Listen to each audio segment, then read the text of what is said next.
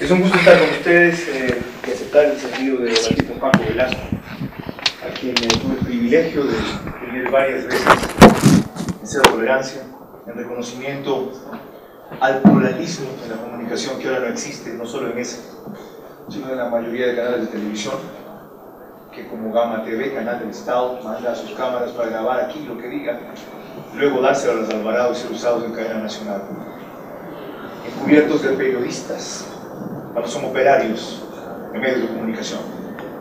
Eso es servilismo, no periodismo. Cuando alguien pretendió en los sistemas de comunicación privados que yo ya soy lo mismo, me largué. 9 veces me largué de la televisión por eso. A mucha honra y con mucho gusto, y consta en esta historia de Nunca Mordaza, que le recomiendo como texto periodístico, aunque esté casi agotado, para saber lo que hay que hacer y no hay que hacer también.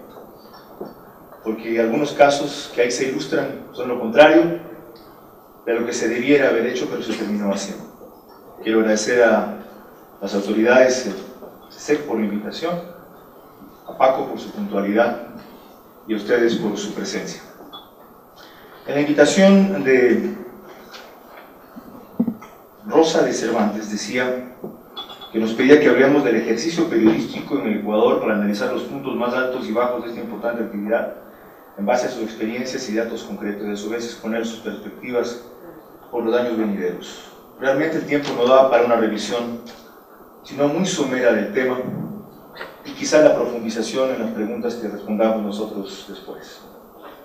El punto más alto del periodismo en este país, me refiero básicamente a la época del retorno constitucional, se vivió en el 2006, en que hubo tanta libertad de expresión que los medios de comunicación, que en su mayoría tienen estructura y vocación capitalista, dieron apertura y en mi caso impulso y promoción directa a una opción socialista y contraria al sistema imperante para que difunda sus ideas, en contraste especialmente a una propuesta que era nefasta y de auténtico retroceso. Eso no existe hoy.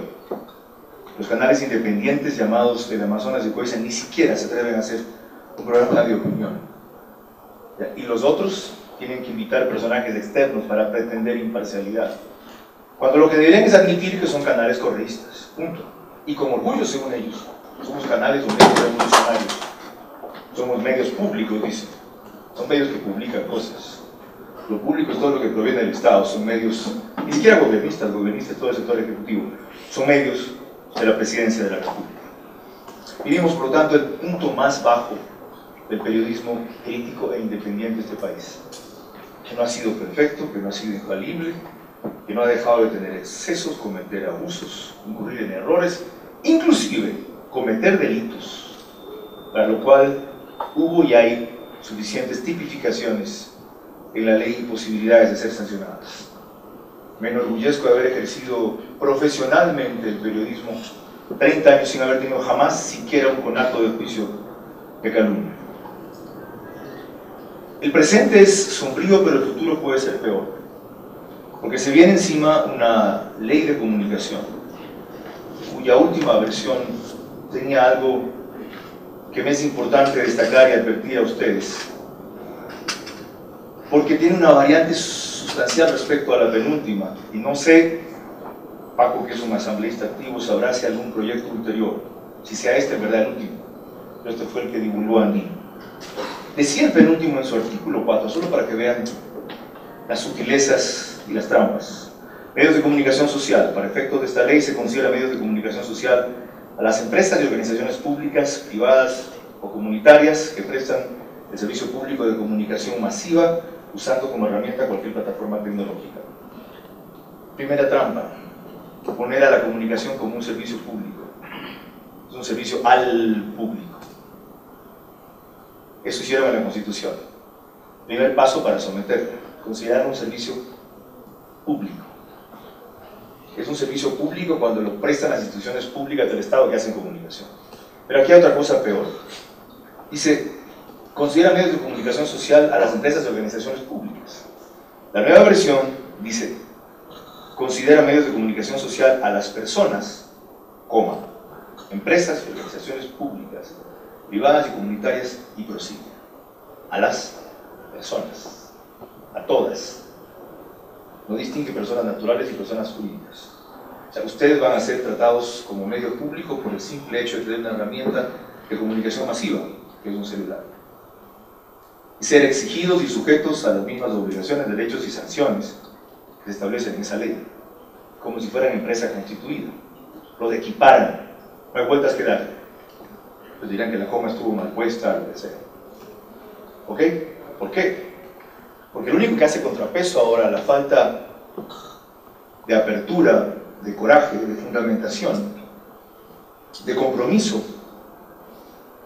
de sustentación de muchos medios privados e independientes son ustedes, a través de las redes sociales, que a veces suben y ponen documentos que a los periodistas les hace falta. Y por eso decía el proyecto penúltimo, en el artículo 3, esta ley no regula la información o opinión que circula a través de las redes sociales. Chévere, todo el mundo aplaudió. El 4, usando como herramientas de comunicación cualquier plataforma tecnológica. Decía, medios de comunicación social para efectos de esta ley se considera lo que hace de ley que prestan el servicio público de comunicación masiva usando como herramienta cualquier plataforma tecnológica. Por tanto, la internet, por tanto, redes sociales, ¿verdad? Una contradicción, una trampa. En el 5 lo refinaron. El 4 decía contenidos en redes sociales específicamente para que se acabe la protesta. Esta ley no regula la información o opinión que circula a través de las redes sociales. Y otra vez repetían en el 5 la misma historia, hacia el final decía, cuyos contenidos pueden ser generados o replicados por el medio de comunicación a través de internet, por el medio de comunicación, o sea, por ustedes también a través de internet. ¿Qué hay cuando existe ese afán enorme de acallar y de controlar la opinión? Corrupción y errores, más que aciertos y obras. Y no tengo que abundar en ese tipo de casos. Solo aclarar que yo nunca me he opuesto a una ley de comunicación. No comparto la opinión justamente porque sufrí las consecuencias de los compromisos, de los excesos o de las preventas, de las restricciones de los medios de comunicación privados. Yo nunca he creído que la mejor ley de comunicación es la que no existe. Todo lo contrario, no lo digo ahora, porque soy accidentalmente candidato. En este libro publicado en el 2009, sostengo textualmente, el ejercicio periodístico requiere de una menor, mejor y más moderna regulación desde hace rato. Los casos que viví, y aquí reseño lo pruebo, pero jamás de aquella impuesta en la práctica, en la prédica y en los reglamentos, decretos o leyes por el neofascismo disfrazado de revolución en Ecuador, para completar un sistema de apropiación ya marcado en la nueva constitución, pero acentuado en la ley Rolindo. En esta época se le llamaba así a esa ley. Y continúo, en la tan reclamada autorregulación han trabajado infructuosamente los medios desde 1990 y también gremios de comunicación, agencias de publicidad, asociaciones de canales, editores de periódicos, radiodifusores, gremios de periodistas, facultades universitarias, CIESPAL y académicos, pero este debate recogió solo intereses sectoriales. Yo reconozco que el esfuerzo de autorregulación ha sido insuficiente, es más, fui una de las víctimas. El canal en que trabajaba yo cedió ante las presiones de Correa de enjuiciarlo cuando había autorizado que haga un programa en vivo, y el día que subí a hacerlo, porque entrevistaba al opositor de Correa Mayor en ese momento, que era Nebot, el 19 de abril del 2006 no me dejó trabajar. Cerró el estudio, no citó a los camarógrafos, no había operadores de audio ni de video, etc. Luego se inventó una explicación mentirosa que fue lo que levantó mi indignación en este libro. Si no le han dicho lo que dicen al día siguiente, yo igual me he ido. A mí me dan una vez una cachetada nomás, yo no pongo la mejilla para la siguiente. Y me traicionan una vez, no dos veces. Pero si no decían la mentira que dijeron al día siguiente, públicamente, leída por Lenín Altía, esto jamás nacía, gracias a Dios mintieron. Dijeron que no sabían que yo tenía problemas técnicos. 7 años me vine quejando, y a veces hasta exageradamente el aire. La segunda cosa que dijeron es que no había tomado vacaciones. Yo quedé en tomar vacaciones para que resuelvan el problema. Estuve en Estados Unidos 2 semanas, lo que pasa es que no dejé la dirección del noticiero. Porque en esas 2 semanas quisieron invitar a todos los que no podían venir porque estaba yo y les prohibía el gobierno ir, o no podían venir porque no querían una confrontación conmigo. Y la tercera mentira que dijeron es que me habían ellos sugerido que haga un debate con la rival de Nebot, que era la candidata Duarte. Y le planteé a Nebot ese debate, en vivo, por mi iniciativa, me parecía lo mejor. Pero no quiso, yo no puedo obligarle. Y la señora estaba prohibida de venir a la estación. Y había dicho que los periodistas de Coavisa pagaban a la gente para que se queje por las casas del Midú.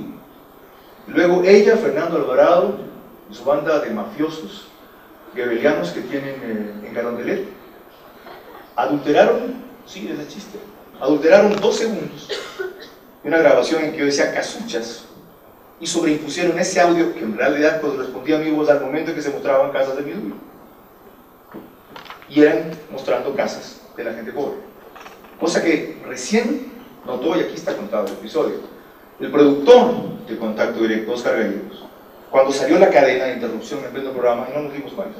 Eso es una cosa que ustedes que estudian comunicación verán que se detecta mejor cuadro por cuadro. Si no me equivoco, todavía el cuadro de video sigue teniendo 29 y el de cine 16, 29, ¿verdad? Así es. Bueno, no me olvido. Nos quedan 5 minutos. Ya. Entonces, yo estoy de acuerdo con que se haga una ley, pero no en los términos en que esta se quiere engendrar. Con un consejo de regulación que tiene 5 miembros de 5 que pueden responder directamente al gobierno, y el único componente de la universidad, por supuesto, es universidades públicas, o sea, las que dependen del Estado. ¿Sí? Un consejo que dice que va a regular, promover y desarrollar, y sin embargo en sus atribuciones incluye una serie de facultades que significan sanción, o las viabiliza en otros casos, mandando informes a la Fiscalía pidiendo sanción. Algunas de esas sanciones pueden llegar hasta quebrada medio si son de alto volumen las multas, o significa que pueda dejar de operar entre 30 y 90 días. Pero hay una parte muy interesante que dice que tienen que promover la democratización y fortalecimiento de los medios de comunicación públicos, privados y comunitarios. Que democratizan los públicos y los comunitarios, pero los privados, ¿cómo? Estoy de acuerdo en otros aspectos en que la ley por primera vez establezca igualdad para sectores comunitarios, públicos y privados en el uso del espectro radioeléctrico, 33%. Pero eso no es de entregar así nomás a 11 comunidades indígenas radios, como hicieron. Cuando perdieron su apoyo les dejaron de dar equipos, les dejaron de dar publicidad, de dar capacitación. 6 de esas 11 radios funcionan. Esto es una ley mordaza, por eso el libro Nunca Mordaza. Y solo he mencionado 2 aspectos. Entonces, a pretexto de que la comunicación tiene que ser modernizada, de que tiene que haber una ley de comunicación, no solo como había antes, de radio y televisión, de ejercicio profesional del periodista, de control publicitario, comunicación es todo aquello que transmite un mensaje de diversas maneras.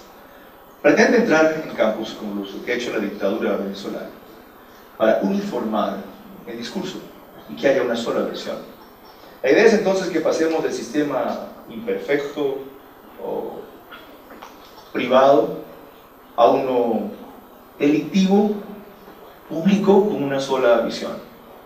De un extremo en que había ciertamente hegemonía de lo privado durante mucho tiempo, hemos pasado a una aberración, que ni siquiera es otro extremo, en que va a haber imposición de lo público. La salida entonces es participar cada vez más en discusiones y debates como estos, para que se entienda que no por todos los defectos que tuvo la comunicación hasta el 96 hay que adoptar legalmente todos los vicios que tiene el totalitarismo a partir del 2013. Y eso es lo que se pretende.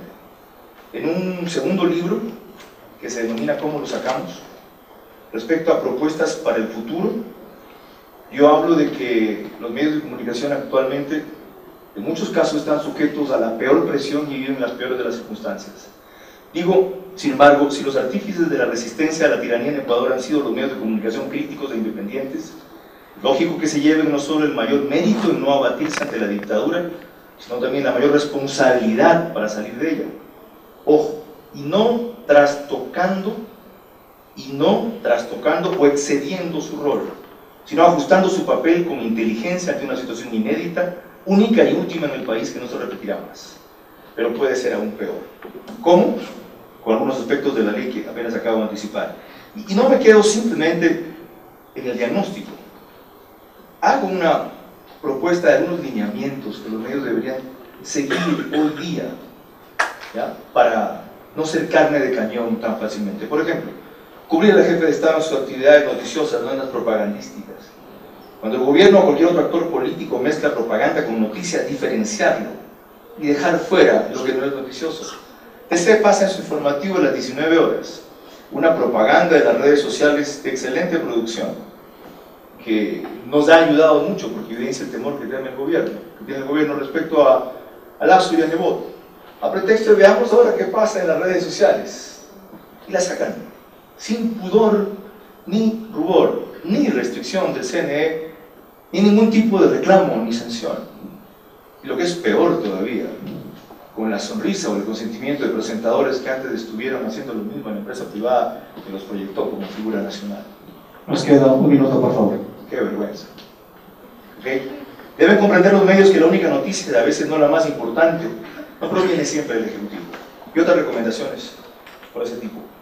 Debido a este breve diagnóstico de cómo estuvimos y cómo estamos, y cómo podemos terminar, aún peor que antes, una de mis propuestas para la Asamblea si resulto electo, soy segundo candidato nacional con autorización de Madera de Guerrero en las 6, con Cintia Viteri que va primero, es presentar una ley democrática de comunicación como alternativa a la mordaza. Esa ley fue expedida fuera de plazo, tiene una cantidad de disposiciones que contravienen tratados internacionales. La Constitución dice que los tratados internacionales prevalecen sobre la propia Constitución cuando así se lo determine, y llevar a una regulación que se acerque a lo que se quiso y se dijo, pero no a lo que se hizo, y hasta ahora se cocina 3 años. Que haya verdadero pluralismo, sentido crítico y democrático, como el que tuve en el programa que hice con Paco Velasco, Lourdes Tibán y Jorge Viván, el 15 de enero del 2007, por la tarde, en donde delante de él denuncié la primera traición de Correa. Y él dijo, no, es muy temprano para juzgar, esperemos para ver. El tiempo me dio la razón. Yo me refería a un hecho concreto,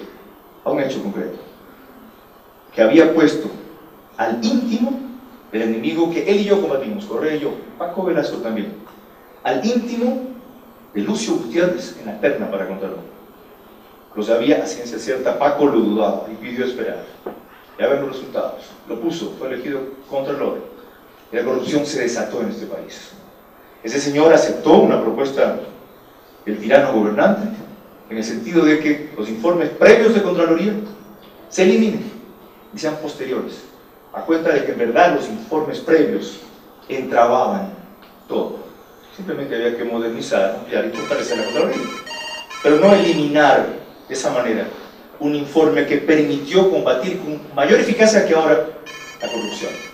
La traición empezó ese día y no ha terminado jamás, no ni a lo que se le propuso a la gente con un candidato que fue socialista democrático y ha gobernado y seguirá gobernando como un socialista totalitario.